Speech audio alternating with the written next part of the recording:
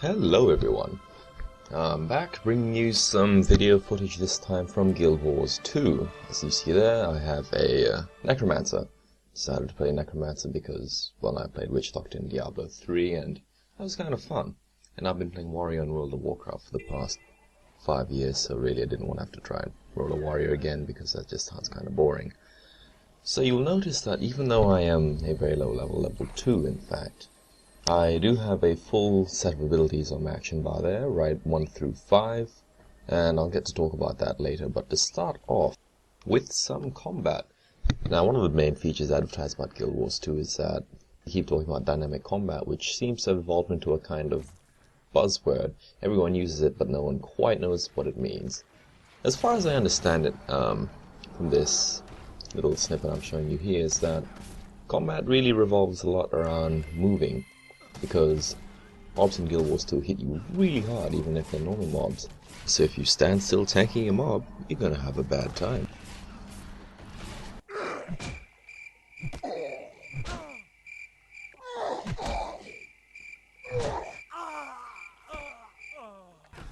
So back to Guild Wars 2. Here I'm just hitting a random egg sack or web bundle thingy because I really have no idea what's going on.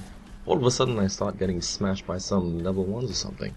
And what I did there to turn into the smoky Death Eater thing is the Necromancer's ultimate ability, which seems to give me damage and vulnerability for so long as I'm in that form.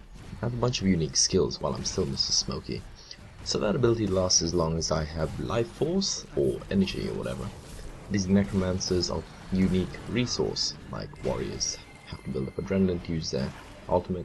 Necros have to use life force, which is kind of weird since it's all about dead things.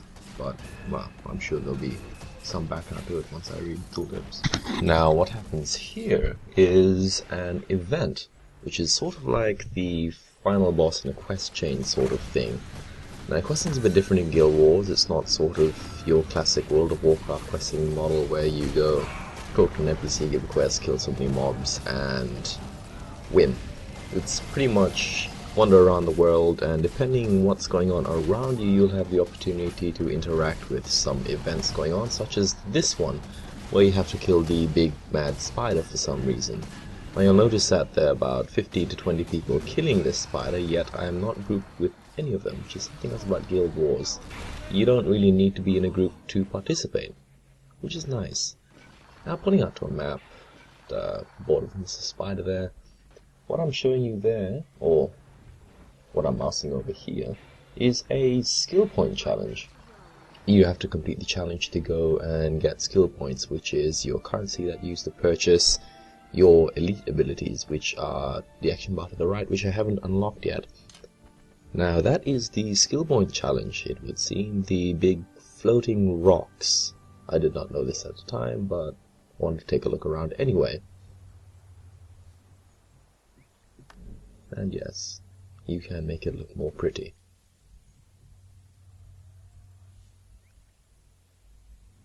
So, with regards to this skill point challenge, the objective, as I understand, is to climb to the top, which should be fun.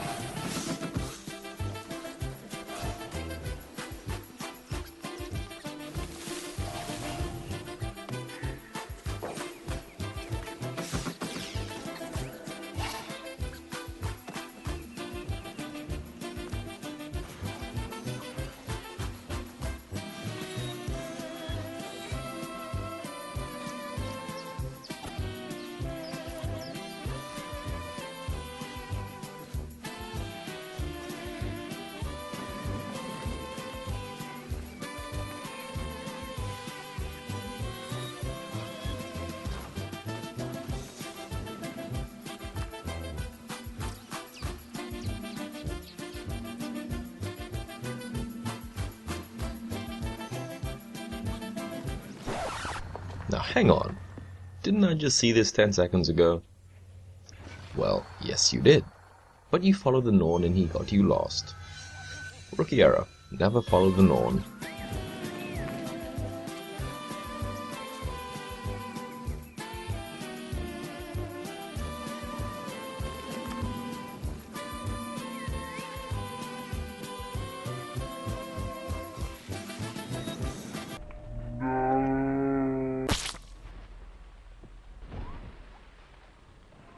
Well, that's enough of that.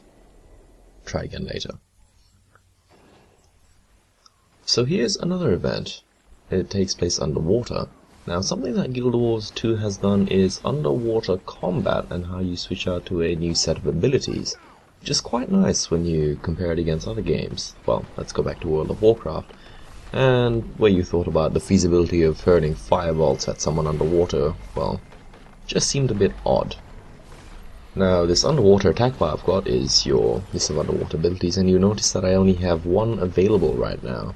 And that's because I haven't done much underwater combat, and that's how you unlock abilities with weapons, I think, so far, is you just keep on using attacks and getting experience underwater. Now, I've been getting smashed fairly hard, so I'm running away, and I'm good. Wait! Oh no, I'm not! Seems I've been downed. Now, normally when you're downed, you have a bunch of downed abilities that you can use to try kill an opponent.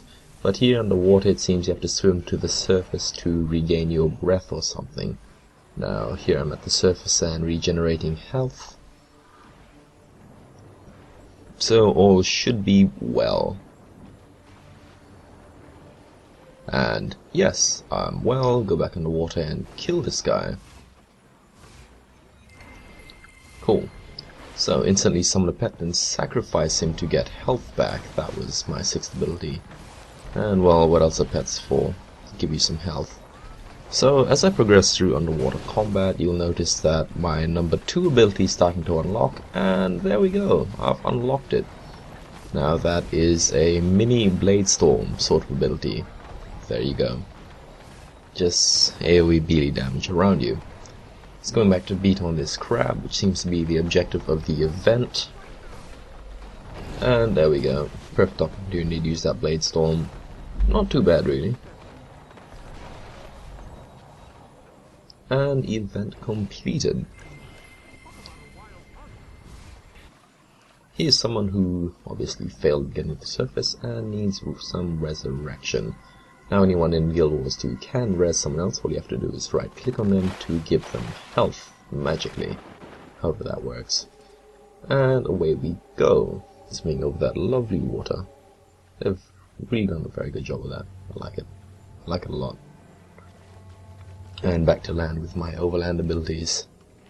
And here we have someone else who's gone and got themselves killed. Lol noob. Let's res you.